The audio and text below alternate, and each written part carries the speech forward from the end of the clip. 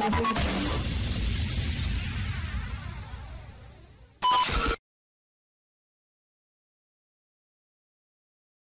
this is Ryan Turner with VWDiesel.net. Today we are going to change the oil pan on a Mk4 2-liter. Same basic process for an ABA or a TDI. You will need a 5/8 inch half-inch drive socket or a 16 millimeter, a 5 millimeter, preferably ball end Allen wrench. It's also nice to have a 16 mil open end wrench and a 10 millimeter socket so that you can take the bolts off. What's nice about the oil pan bolts is they are dual pattern. They are a 10 millimeter hex, and then they are a 5 millimeter Allen.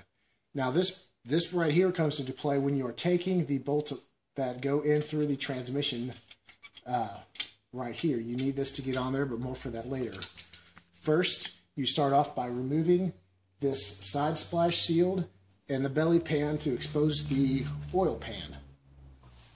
Next, we will take our 10 millimeter and we will start going down the perimeter of the pan and taking out all the 10 millimeter bolts. Assuming that you have already drained the oil out of the pan and you have a drip pan underneath also. You don't want to make a big mess. I find a drip pan's nice. A piece of cardboard works. Anything to keep you from spilling oil all over your floor. Now the bolts around the outside that are easy to get to have been removed, and we are going to access the 4 bolts that are inside of here. These are a little difficult to get to. That is what this 5 mil ball Allen is, and you will snake that up in there. It's best to have a flashlight to be able to look up in the holes and find them, and make sure that when you get your Allen up on and inside the center of the bolt that you tap it up in there to firmly seat it, because you don't want the chance of stripping or rounding this off, because it makes life so much harder if you have to get a 10 mil and snake the 10 mil up in there to get the oil pan down. Now I'm going to transition to a cutaway to give you an idea of what it looks like better on camera. Here we have a motor that has been removed from the car. It is one of my mini motors sitting around. And you can see the 4 access holes to get to these 4 bolts. You just simply slide it up in there and break it free. Now in a car, it is a lot harder because the transmission's in the way and it's dark, but this allows you to see where these bolts are at and how you gain access to them. And we are going to remove these 3 16 millimeter bolts from the transmission to the motor. Now, sometimes it's hard to get in with your ratchet, so that's what the open-ended wrench is for. We'll simply break these loose and remove them, and we are ready to remove the oil pan.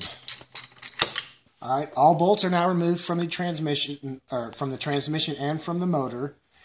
To take one last time to look around the perimeter, make sure all the bolts have been removed. There's nothing more frustrating trying to remove an oil pan and finding that you left one bolt, especially up in here or right back here in the back, still in there, and you're trying to fight with it. Now we have a slight dead blow hammer, and we are going to work lightly tapping it to break the seal, and then we will lower the oil pan down. If you don't have a dead blow hammer like this, you can use a normal hammer and a piece of wood to cushion the metal. But honestly, I guess if you're changing this out, it's a broken oil pan, so it really doesn't matter. You don't have to worry about trying to save that. We will prep the seal. Now, while you have the oil pan off, it's a good idea to try to clean out this oil pickup tube.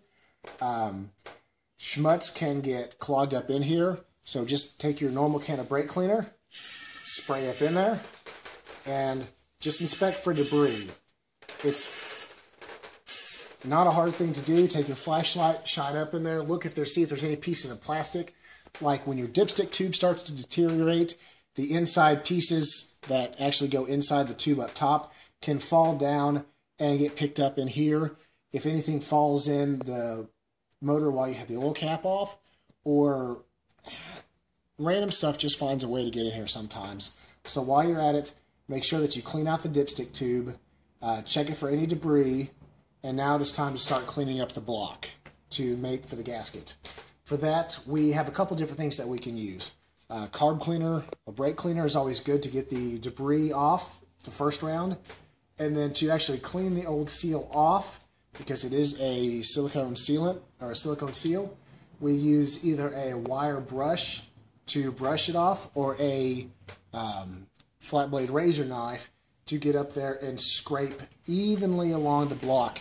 You don't want any nicks or cuts or gouges in the block, so just be very careful and take your time. It is imperative that you get a good clean when you put it back on there, or else you'll still have oil leak issues and you'll have to go through this all again. So spend your time, take care of cleaning the whole surfaces so that when you put the new pan up there, it has a nice clean bond to it. The new pan has a thin coat of sealant applied all the way around. We are going to put it up on, and be careful of the oil pump. Be careful of the pickup tube in the windows tray. Make sure the windows tray is put back where it was in case you bumped it while cleaning. Slide the pan carefully up into place, and we will secure it with 2 bolts.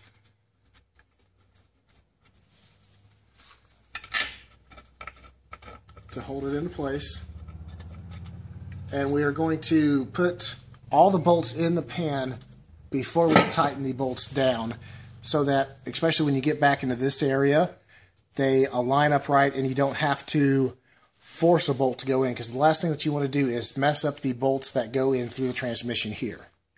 Once these are all put on and snug but not tight, we install the transmission pan bolts, and or transmission to oil pan bolts. We tighten those up and torque them to 80 Newton meters or 59 foot-pounds of torque, and then we go around and we tighten these up and torque them to 11 foot-pounds or 15 Newton meters of torque.